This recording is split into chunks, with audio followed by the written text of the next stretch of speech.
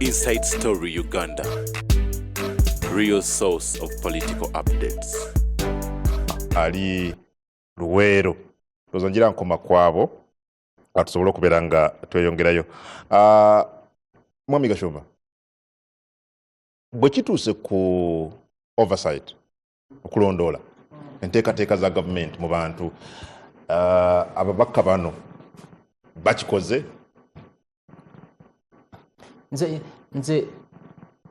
Nze ntambulira mu layini emu.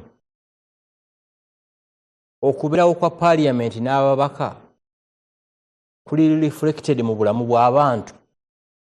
Muganda nge mubaka kiriko kuyita Rastaman? Rastafari.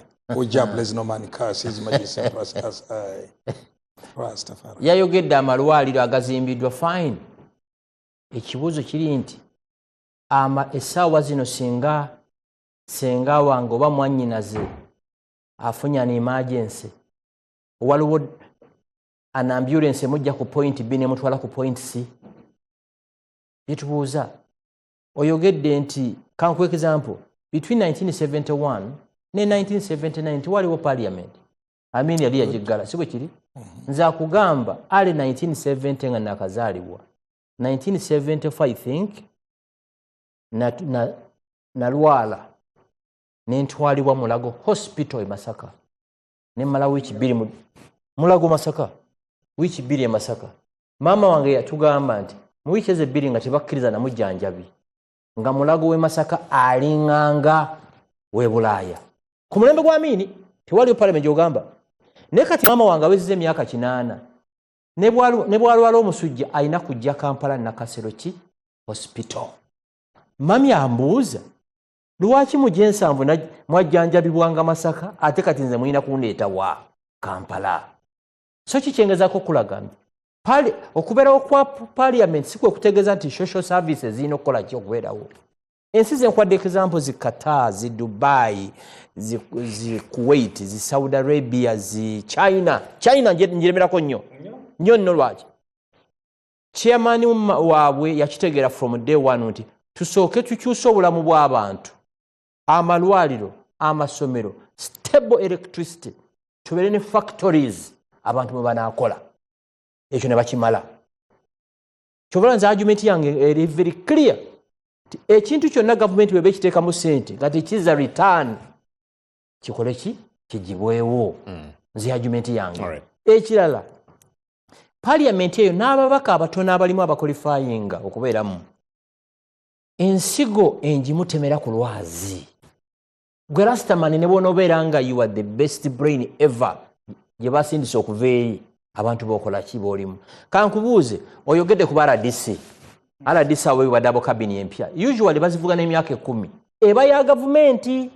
Owadde omubaka milioni 3 eby'emmotoka naye nga constituency mwava temuliimu ka ambulance kayinza kutaasa mukyala agenda kukola ki kuzaala. Kubanga bano bebasite sinze na settings omulamu gwe tugenda okwogera ku mumu akoze ki. Nze mbagamba mwenna abandaba ku NBS parliament yo ebeere mulimu gw'okola.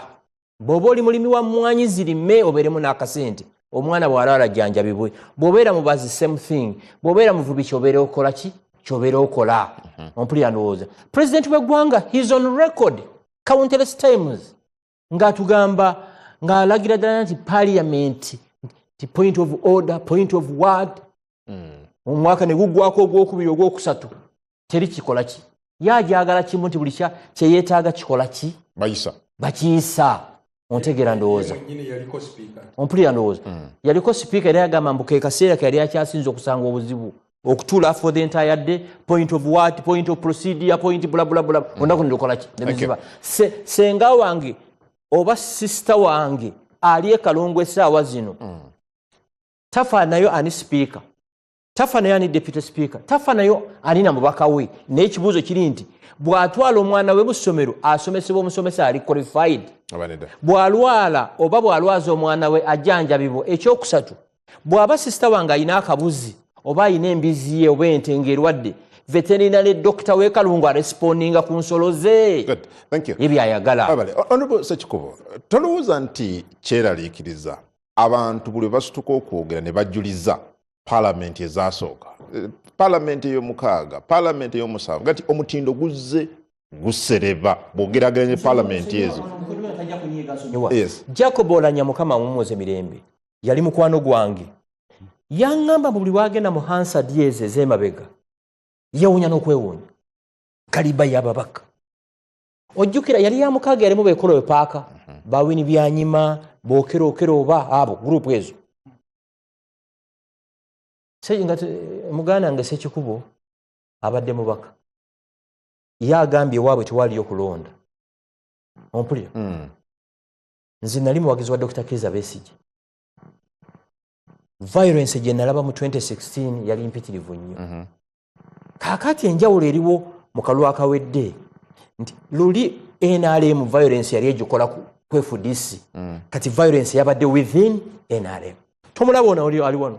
Mugambye nga tuyingira wano. Toka nti constituency yagenze. Webaze Katonda nti oli mulamu wali sogifiiramu. Waliwo omukyala bamuyita Mary Begumisa baali bamuse. Waliwo muganda wange weggomba Mukimbiri naye baali bakoze eki? Baali bamuse. Yenye gwanga litulimu. Okay, good. So kituluma okuba nti akalu it's do or die. Akyogedde bulungi. Thank you. Babaka ndowooza 40% abantu abali mu parliament omwo abaliyo no merit. Abalala bayingira wa violence, abalala sente, abalala intimidation. Mwami Ssekikubo Honorable.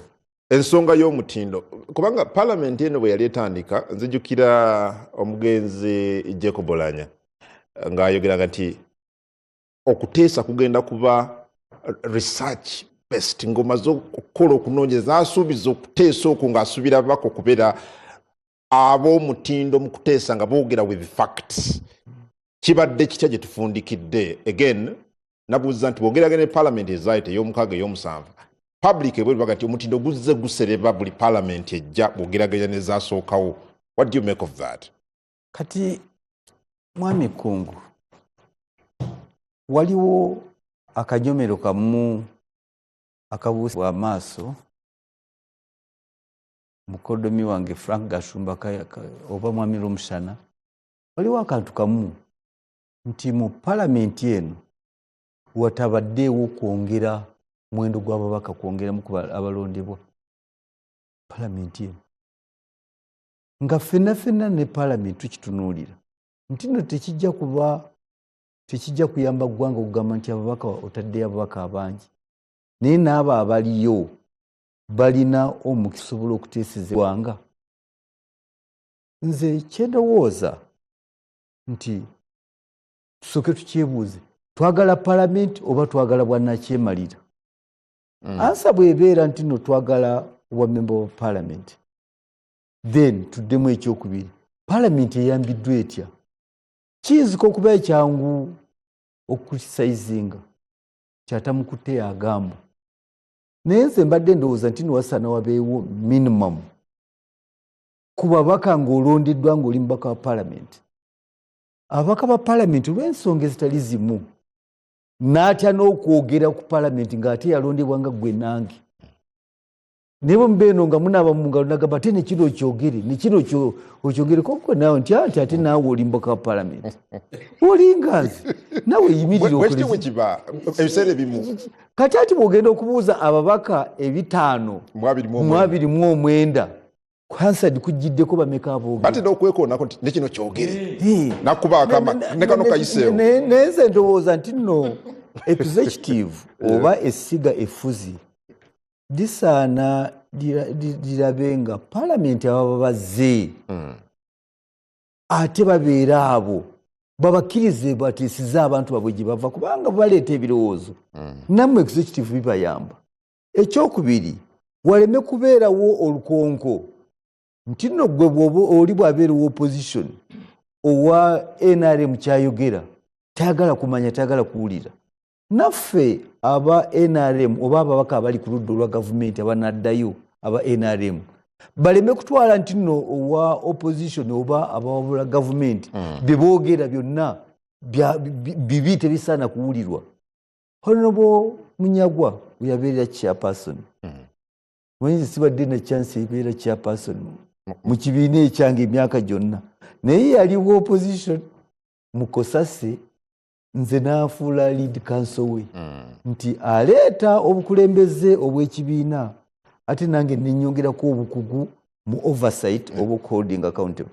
Nze kyendowooza nti nno divide zino alright zibeerewo naye tusooke tumanye nti ffenna tuli bannayuganda yebebeera entandikwa tukkiriziganye tubeere ne minimum agenda nti nga munnayuganda yenna oba oli ku ludda oluwabula gavumenti oba oli ku ludda lwa gavumenti oba oli independent biriwa ebirungi byetusaana tusibireko ate biriwa ebitayamba ggwanga oleme kugamba nti ayi ekyo kiraba mu palamenti eno ejja 12 sinaba kutunuulira ababaka bonna naye oba oli awo kati ani yali amanyi nti nno Honorable Munyagwa ajja kujja abeere MP ate aveewo agende ku level endala y'okwagala okuweereza eggwanga lyonna probably ze saagala tubalye kimuli oba oli awo naye nga kyentunuulira okunenya tujja banenya obudde buke tujja kunenya palamenti eno obudde buke naye nze ndowooza kye tuba twongerako nti tubasibidde entanda ki ekino kubanga olwedde emyaka 5 gyo gikoze eki giwedde naye tugamba nti nno abaana abazze muleme kubeera bakyesirikidde. Thank you, sir. Honorable Musira, question ya obungi bw'ababaka olowooza naye badde contributing factor ku performance ya parliament eno walowooza nti muli bangi nnyo nti temufuna budde bumala ne mu parliament wali wennyini okuteesa.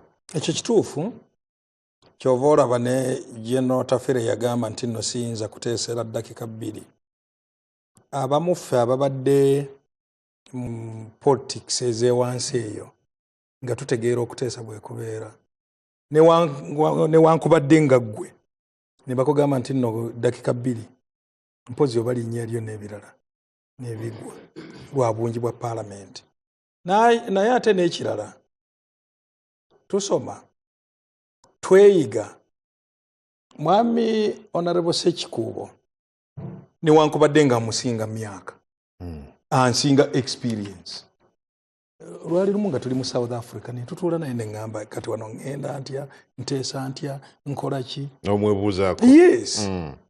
Era ku luli palamenti ezaayita ey'omukaaga ey'omusanvu ey'omunaana nga MP omupya bamuwa someone to guide.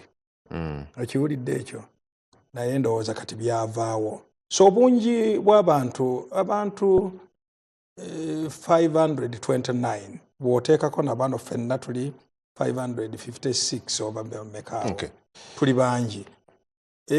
Kisembayo mukama wange palamenti eri punching back Kiki yakukuba ngumi judiciary tugirese executive tugirese olaba ne muto wange Gashumba agamba motoka ya RDC eyo ya government biki okiraba honorable oba ebikolwa byamu byebireetera public okubeera ge bakasukire ngumi ate ne TT bya parliament ezaayita buli parliament ejja eyombi ate eri okujja nfu tokiwulirangako wano sebo.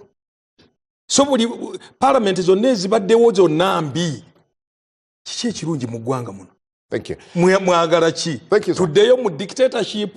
Yes. Mukole referendum tuddeyo. Jagala gana Honorable Munyago. Nina omukisa kinze nabeerako mu palamenti ey'omusanvu ndabye ne zino.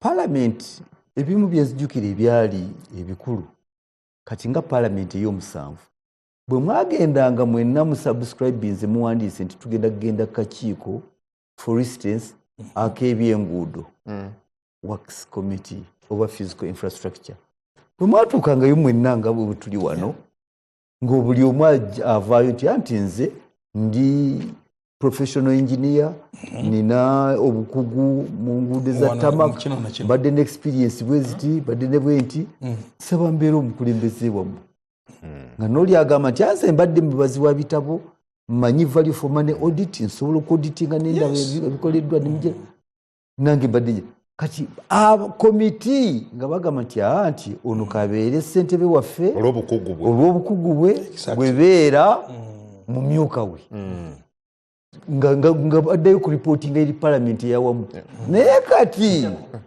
ngera resolution passing yes nga bagenda ku floor ya parliament nti kati kyekiriwo naye kati ekiriwo omala kusaba ate naddala kino kyafuukamu nti chairman abeerako n'akasete akasinga ku bammemba budget yagikwata lobbying ebeerawo okubeera nga n'atali mmemba w'akakiiko alondebwa eri abajja abeere nga yakulira akakiiko nze awo wendowooleza nti nno ekyo kyandibadde ekyokuyiga wadde tuli mu multiparty politics tusaana tuddeyo lwansi obadde okirabo oli mu parliament oyina experience ey'emirundi 2,215 ne baleeta omubaka omupya kubanga ye credentials ze nnungi ababuuza nti banne nga zigulawo komiti ntandika ntya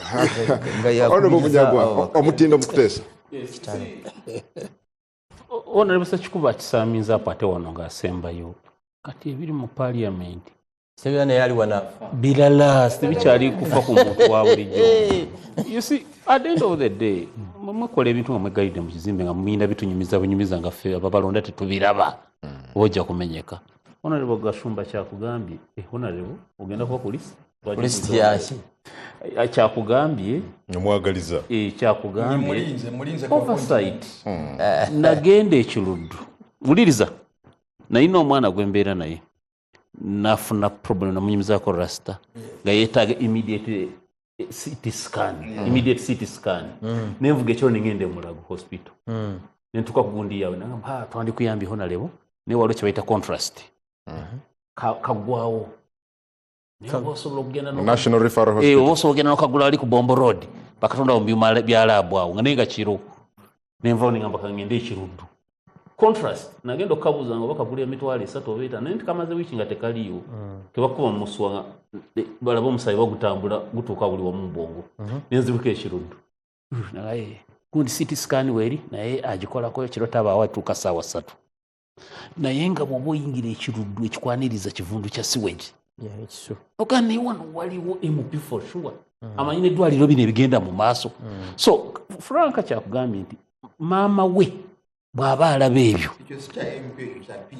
nadda nkubuuza no oversight yosente olina okulengerayo eddwaliro liri mu gundi mu constituency eyo PS anamanya atya buli ekiri mu area nga teri ne Franka kyagambye nti maama we bw'alaba ebyo omusira agambye parliament mugikubye nnyo Honorable Franka kyakugambye Honorable Franka kyakugambye nti maama we bw'alabye ebyo n'abikomparinga ne gavumenti ya mini etaliko parliament agamba mukabulanga ne parliament eveewo. Thank you. Njagala genda kwa From Mobile Mwami Romushana yingiramu tugenda kwa From Mobile kati peasants bali ba Rwerure they are instinctive but they have freedom. Nti ola bazimbanga enguudo bazimbanga amasomero naye nga tebagenda gasomeramu ng'omwana waafuna degree ku university bakola embaga because nibo banga bali instinctive nga tebali conscious era tebabeera bayagaliza kale kanje tebayagaliza eggwanga mwoyo gwa ggwanga but be basomesa babaleetinze down. So chola Professor Mondo Kagonyera yawangulanga akalulu ewaffe eyo nga takoze na campaign ngaga professor bintu nabimanyi genda okole tebetaga na auditinga batanase auditinga abantu bayire Sekikubo abantu babakubanga amasasi because ngabaganye. Why do you think there is massive rigging? Peasants batuna bagamba tetukutegedde there for tujja kukola kiti tujja kulonda. Ekirala mukulu Gashumba, the obligation to pay tax gives you a right to representation. Because emisolo gye tuwaayo mu parliament ffe tugenda kubeera mu parliament tuteese engeri gye zinaakolera gye banaazikozesa.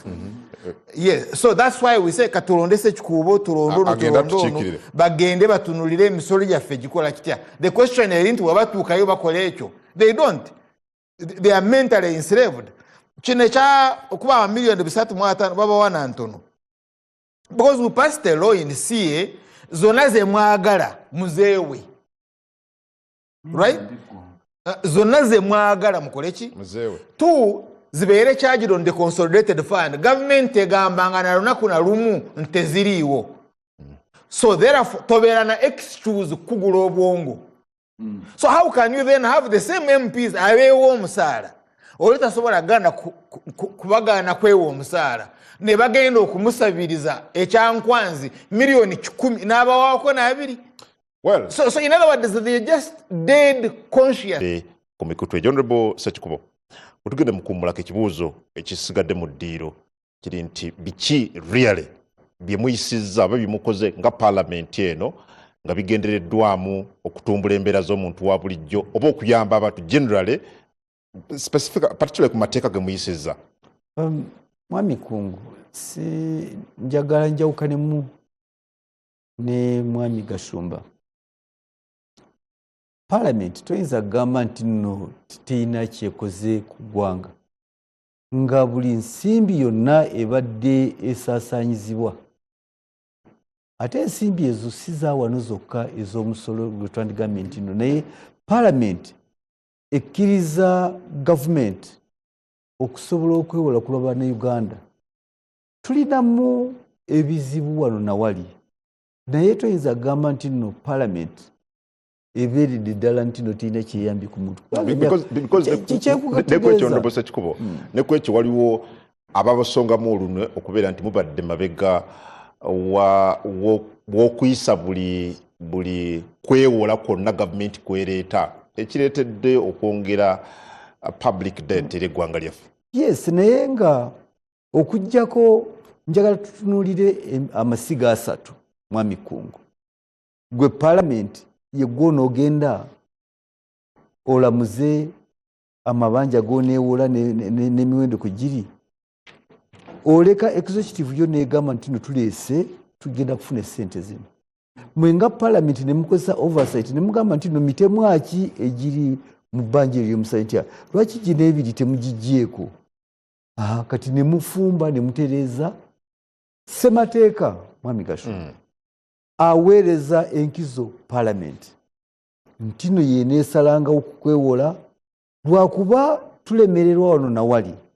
Naye okumala emyaka 5 gyonna at least Parliament ogiweemu ka credit ogambe nti nno mutambuzizza eggwanga. Kubanga mubadde mugisobozesa eggwanga ne executive okukola ku nsimbi ze mubakkiriza ku lw'Abannayuganda. Nze nkuwadde example mukoddomi wange nti maama wange ali e Masaka, ye kyafa kiri kimu, amakubo gakoleddwa, amalwaliro gakola, amasomero gakola. Chairman Mao zinungu we China mwena mumanyi. Yagamba demokrasi ajja kujja China emyaka 3 nga amaze okufa. Abantu ababulijjo tebagala demokrasi, bagala malwaliro, masomero, makubo, stable electricity.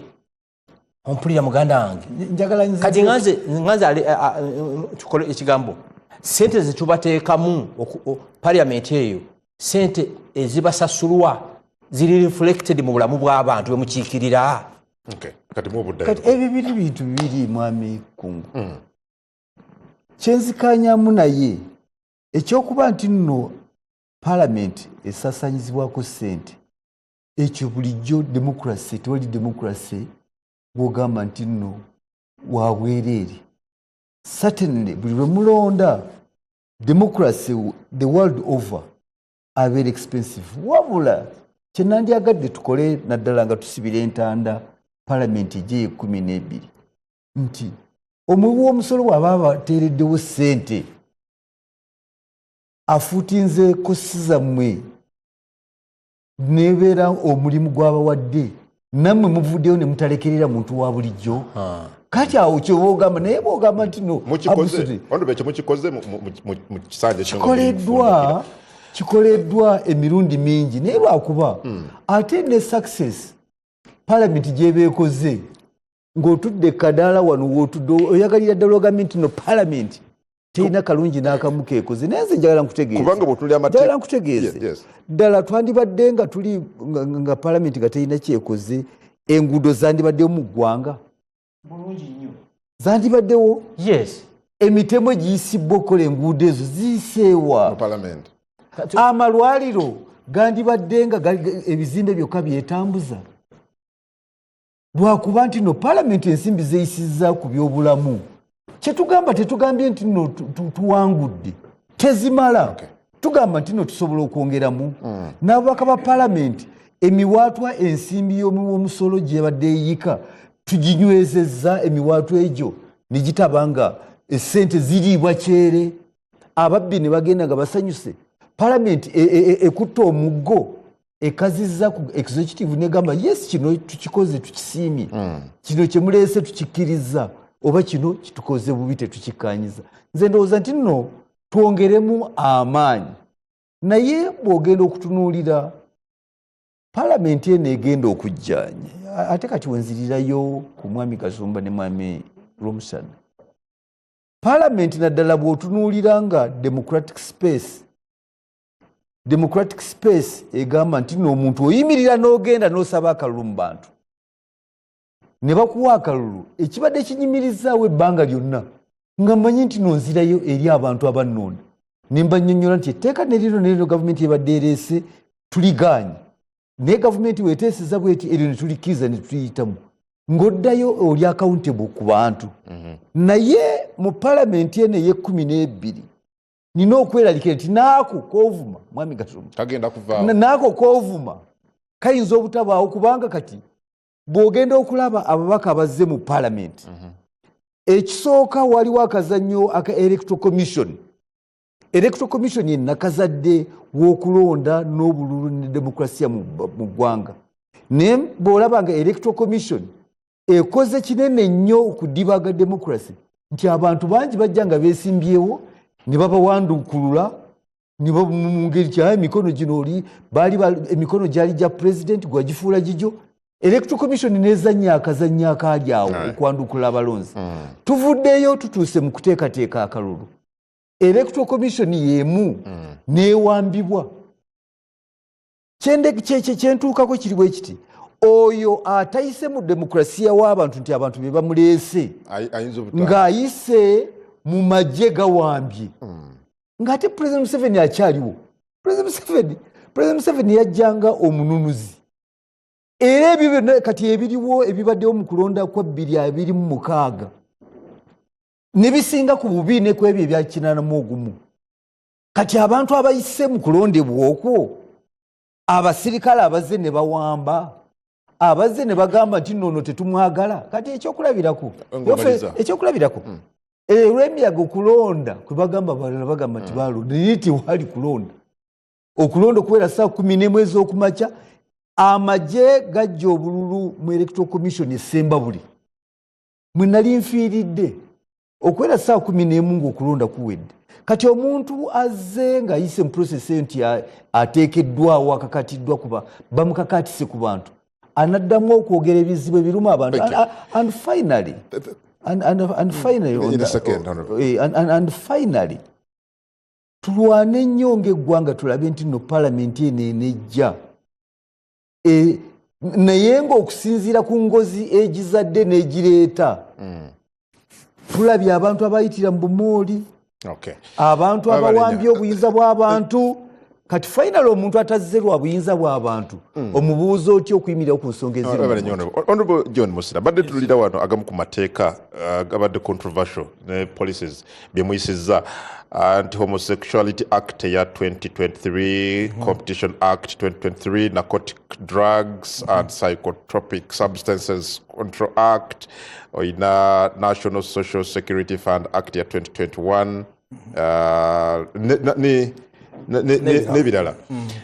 Do you think Bannayuganda wansi eyo bafiirinze parliament eno given bino bemuli mu kuyisa have they felt to you nga parliament ye 10 babitegeera bulungi nnyo have they felt to you era ebintu nga NSSF anti-homosexuality n'ebirala babitegeera sebo totwa saagala nnyo mwami munnange muto wange Frank muvumirire nnyo parliament ate nga yammwe ate eva mu mmwe oba bimukoze tebabiraba mpozi singa tuba tukwasa amaaso ffe abali wano Abannayuganda babiraba. Kyova olaba Yesu yabagamba bwe bamubuuza ne bagamba nti nno lwaki tetutunze ekizigo kino ne tukiwa abaavu. Yaddamu atya abaavu mubalina era bajja kubeerawo. Olowooza abatulonda tebamanyi nti nno enguudo weeziri oba teziriiwo, amadwaliro weegali oba tegaliiwo. Wano gavumenti eno ejja wano, Mwami Gashumba ejja wano nga muno referral hospitals ziri mmeka. Naye kati gali mmeka, health center 4 n'ebirala zaali mmeka, amasomero gaali mmeka. Nga kululi mutambuza ga Obote gokka. Simanyi amasomero mmeka n'amadwaliro 22. These regional, not regional, I think they were district also. Hospitals nge bududa wa 22 olwaleero tulina mmeka. Cutters of parliament. Don't mind, it's government. No, it's we government. totally the parliament. Am I a party from government? Ndi part of government. So okuvumirira nti no tewali kyebakoze kyonna. Tuddeyo ndowooza mu dictatorship.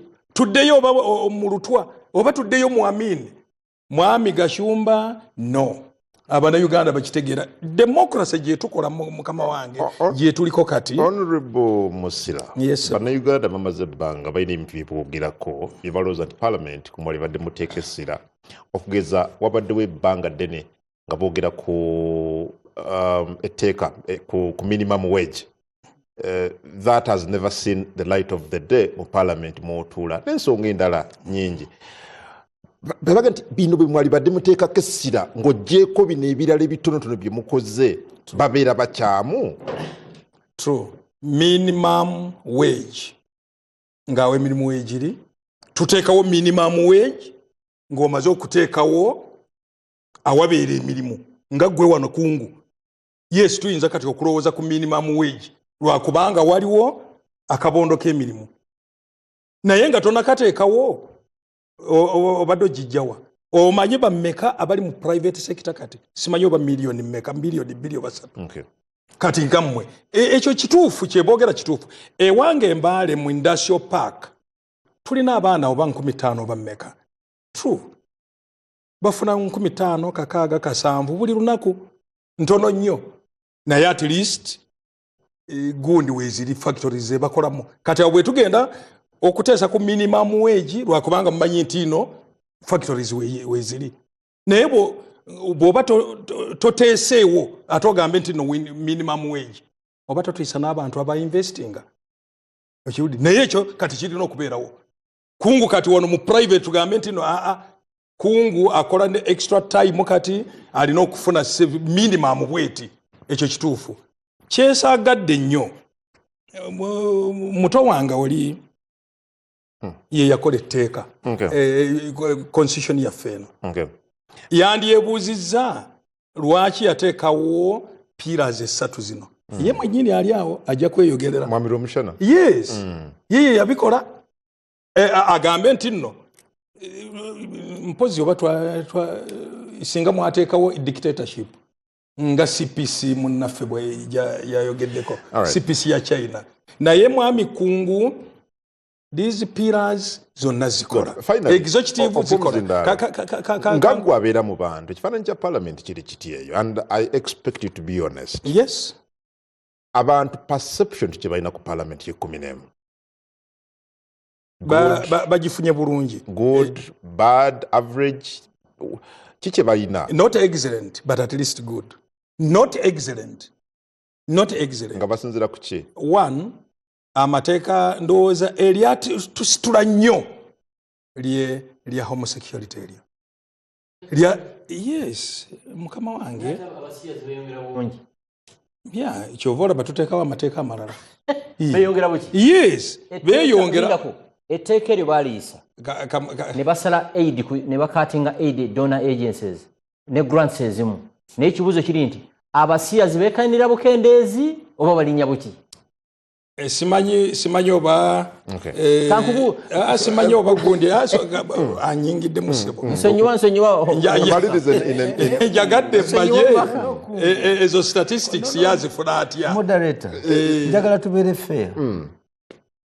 Omulimu gwa parliament ogwayo eba egukoze eyisiza etteeka eritaasa eggwanga implementation kirala kakati okuteekesa mu nkola ate tojja kugamba paalamenti yebejja bwabaawo kiba kireme banyigiddemu sebo kamaliriza Mwami Gashumba mwami Franka alina okutunnyonnyola oba statistics azifuna atya agambye emmotoka ya miliyoni 3 njagala ambuulire motoka ya RDC eyo double cabin eyo ate nga mpya egula sente mmeka ya government si anti ya government eri namba myufu ogwo si mutawaana mukama wange kungwe nkyaba kulonda nti oli RDC weka muli emotoka eyo ekuweebwa ulira muganda wange omubaka ono mukadde wange musira emotoka ebeera yiye ebeera muki mu linnya lye kyendera biddo bagamba omubaka kasita bebalayira enkya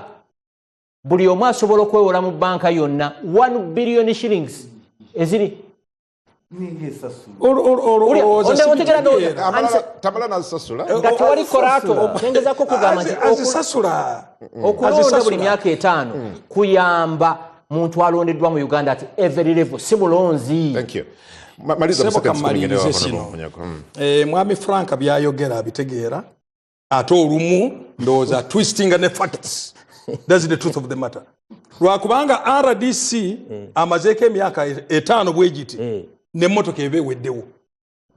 Olujja omulala mu myaka 5 oba mu ttaamu endala baleeta mmotoka. Abalina n'ez'emyaka 10 mbadde RC5 mbitegeera nange natambulirako mu mmotoka ya gavumenti nga nfundikira ssebo. Mwami Gashumba kimanye nti nno abaavu balina okubeera ate weebali. Kituufu nti nno kati politics ya Uganda eri very transactional. Yes, eri transaction nga bwe yava ebungereza 1700. Honorable Munyagwa, singa ndi wakubuuza kibuuzo kye kimu ekifaananyi abantu kibalina ku parliament eno kiri kitya? Wankoze obubi olwaleero parliament gye twogerako walonzeemu abasinze okunkolera obulungi ate bondetedde wano. How can you bring Ssekikubo here and Musiira? Wonderedde balala tubatematema naye kati baddo olwokuba individual ebo bagezezzaako kyovala ke kafansonyi ke tubayinamu. But he's using a lot of energy. Akozesa amaanyi mangi okunyonyola bye bakoze. Anziyukiza abamalula be baali bazannya ku mugenzi Sebaana. Meya Sebaana kikyokoledde Kampala.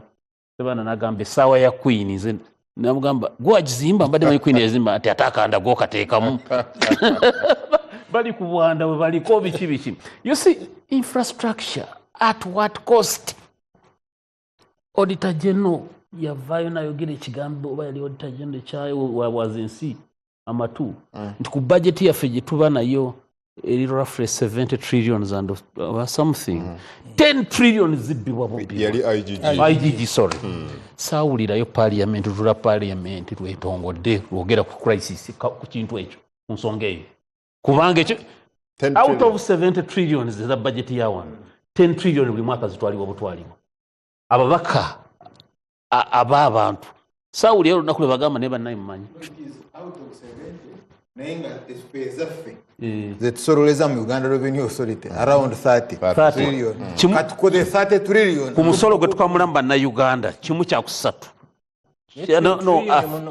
a third zibbibwa bubbiwa saulira babaka bawano baffe bwebavaayo bagamba nti ano wiiki bannaye kino kisuse aigi kyakonyeeko. I want to tell you this. Obukiiko bwa parliament bwa accountability kosase I want to tell you this. Omanyi okukkiriza obunafu nako kabonero kakuba n'amaanyi.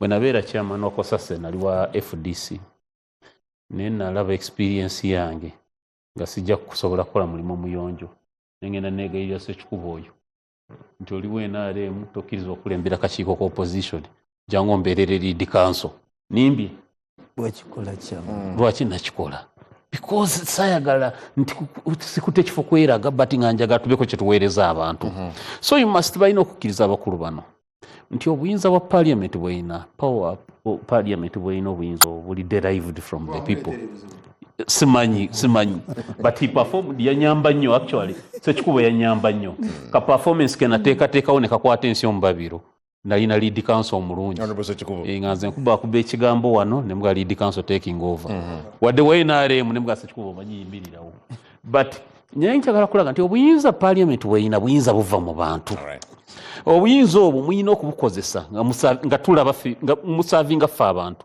ate nga alina byemusavinga ffe tubiraba si byakwogerera. For example wabeerawo wati ekikwekweto ekimenya bizinesi z'abantu eggwanga lyonna baminisita ne batandika okutuzanya jangu okwekule tubiyimiriza ate bigende mu maaso parliament ng'esirise busirisi mwogera ku looni zikwewola parliament tekutte bintu ebikwata ku bantu. Franka kyakugamba bakyansikanya na byayogera ebyogamba tujjewo okulonda tukole ki naye Franka akugamba ensi ezitaliimu demokrasi lwaki zikulaakulanye nnyo n'abantu baazo ne bakulaakulana okusinga ffe abalina demokrasi? Kitegeeza ki?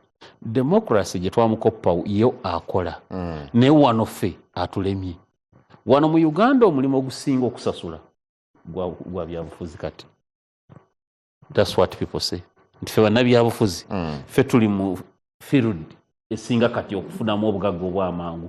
Kyova olaba Honorable Sekikubo nalaba ng'essasi lyagala muyitamu namusaasira. Waliwo kati abantu abanoonya obubaka bwa parliament nga ne bazuuka kuba omutwe naagwasa. Lwaki? Waliwo abaspendinga 5 billion kuyingira parliament ofuuka omubaka parliament. You know. ng'ozijjawa obadde mu parliament. Never spending, they spent it. Yes, you spent, but Can you imagine? so babasuubira kuzijja Babasuubira zijjawo. obwo gwe mutawaana. kuba if you spend 5 billion ogende mu parliament oba osuubira kuzijjawa okujja ogenda kubba bubbi. Frank abaza atya 50 million is a 600 million per year times 5 3 billion oteesemu billion 5 oba ozijjawa gwe yaba yakyogedde Kenjogedde nimbo basirimba. olimba Sente bateekamu. olimba ku mwezi No. Ng'oviira Karamoja oba oba abantu bemmanyi ng'okufuuka ababaka ku kisanja kino baspeninze 5 billion. Naddala mu Western Uganda. Yes, ekira kati sente baspeninga bwe bati. Waliwo baspeninga sente nga bagula abaki abalonzi. Waliwo abaspeninga sente nga basasula aba officials b'Electoral Commission. Nyina gwe mmanyi alangirirwa ng'asasudde 800 million. kungu sifaayo ateeseemu naye ng'ozijjayo otya ozijjawa naye kumbadde nfundikira nga seconds 10 mwami Romushana. so bwe bakugamba tubuulire ekintu ky'ovudde nakyo ekikutteko bulamu bw'abantu twandyagadde tuwulire nti bannaaye ayigigi bwe yagamba nti trillion 10 zibbibwa twavaayo n'ekisonga bweti ne bweti ekiteeso bwekiti okulaba nga mu bajeti eziddako obubbi obwo tebuddawo naye totubuulira kwewola okwewola looni ezeewolebwa nazo zibbibwa bubbibwa badde nedda actually twandibadde better off nga temuliiwo Actually we tutuuse kuratifyinga kwewola sasula mabanja ago. kubanga mu mutwe terina okugwa mu mabanja ekizibu bw'otugaa twewola okwewola kwe mweweze nakwongera ebizibu. Yes. mwami Romushana, again you come in there. njagala otubulire ku bwetengerezebwa parliament eno nalaba at some point nga babaka bakola ogwabwe gwa appropriation ne bayisa embalirira president n'agibaddiza ti mugizzeeyo nga bwenjagala. Have you seen some semblance of independence mu kukola emirimu gy'ababaka mu parliament ne 11?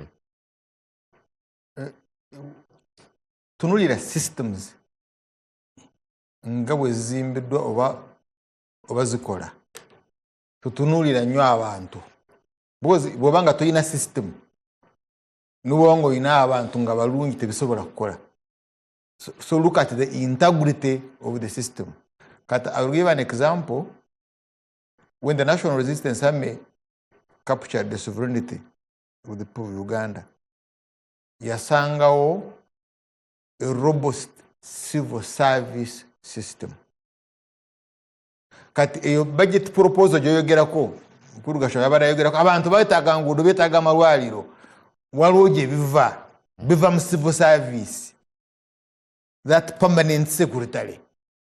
Kati permanent secretary nayo system and it's independent. Kyobala ne bogenda mu constitution, the permanent secretary or civil servant is protected. Tuwandibadde ng'omugoba bufa because yayimiriddewo ku luguudo olwo musobola omusajja yabadde what is it? genda maaso mwami Mushana. waliwo omusajja yabadde apima oluguudo jo wano ng'akozesa tape measure nga emmoloka ejjulamu muleeni loole bweba muleeni eno ejjuddemu n'eno tezisobola kuyisagana kuyisangana. Why? Because oluguudo ayalupima balubba. Why? You have a dead civil service. Kakati therefore genda otunule ba permanent secretary bajja batya. So a system ereeta permanent secretaries or civil servants was as corrupted as parliament. Who? Not me. Not me. Naganti mwali musi emopire. Yes, you see, twakolera ku bulimba. The bulimba was tugenda tukole ekiwandiiko ekiddiza obuyinza abantu. Oli yatugamba kati nze buyinza ngenda kubuddiza abantu. The NRA egenda kuzzaayo obuyinza. Kati nga bw'olaba Sejjusa tiyifuuza. Ali mu farmers eyo. So iyo buyinza abo baddiza. Kati bano ye system gye baatona tugenda kuzzaayo obuyinza therefore mu designing ekiwandiiko. Abantu banaabukozesa batya. But nga ye mukulu Museveni akyamanyi tagenda kubuddiza abantu. She stayed around kubusigaza mu family ye. Now, and that is the truth. You see, but ekyo kankyereke kakati. So how do you become a permanent secretary? It's not enough okuba n'eddwaliro mukono nga abantu bali mu veranda. Bali ya kumbalaza. Nga malwaliro mafu. Kyolina ogenda okunoonya kiri nti ono permanent secretary yajja atya. Diana, Dr. Diana yajja atya okubeera permanent secretary. Because Dr. Diana Twine mwe muva proposals eza Minister of Health ogenda mu cabinet. The Minister of Health is merely an MP of Diana Twine in cabinet. Represents the Diana Twine. And then the head of civil service. Now that system was corrupted. Chechimune amaje ne mu police na kakati bomala okuba na that corrupted system. Eno budget propose je wa Ssekikubo. Ebanfu. That's why Ssekikubo agamba na yengo ina sente zotakozesa. Say at the debate, you have this money twakazukuwa emyaka ena tozikozesa kulwakyo maintaining vote eno katugitwale mu kuzaalisa abakyala. Mukulu Museveni n'abawandika n'abagamba ate nga already the bill is signed, it's already law. N'abagamba temukiddangamu yagidde mbizeyo nga wembyagala ate temukiddangamu ne beetonda. Now that's no longer parliament. Kakati wali omukulu Gasumba kyaleese, first and foremost, mukyala Kadaga as a speaker yeetaba mu kaweefube ey'okunaaza abantu ebigere nga balwadde envunza mu that region, but ng'abantu balwala nvunza ne bafa ne bishop najja okuziika. Can you imagine? Nga bishop oze kuziika omuntu afudde envunza wava mu ttaka moto ng'olina okudda it God's will. You really see that bishop is dead. You cannot say that parliament is sovereign. Parliament nga woli ne speaker nojja okulaba omuntu nga fudde nga mumbadde mufuga. Now, so but that parliament could not debate the report on the death of Nebanda. Yateekawo akakiiko kanoonyereze Nebanda afudde atya. Is a fellow member of parliament. President yabagamba over my dead body. Tebaji debating. So in other words, okulaga kiri tebayina buyinza now. Let me in one minute talk about the Omulonzi, the quality of Omulonzi. Ali nyuno omwagizi nga bamuyita Rwerure naye bambe afa gangarao kati yenga avuga moloka virtually nga kuvuga mukamwa Rwerure naye nga moloka jayaga ate automatic that time zali zajia naye nga yagala automatic Rwerure automatic Romshana automatic Museveni automatic kati yenga amaze ngenda kulonda babiri. That was Rwerure. Kati ye ebya parliament mukola mutya, he was unconscious.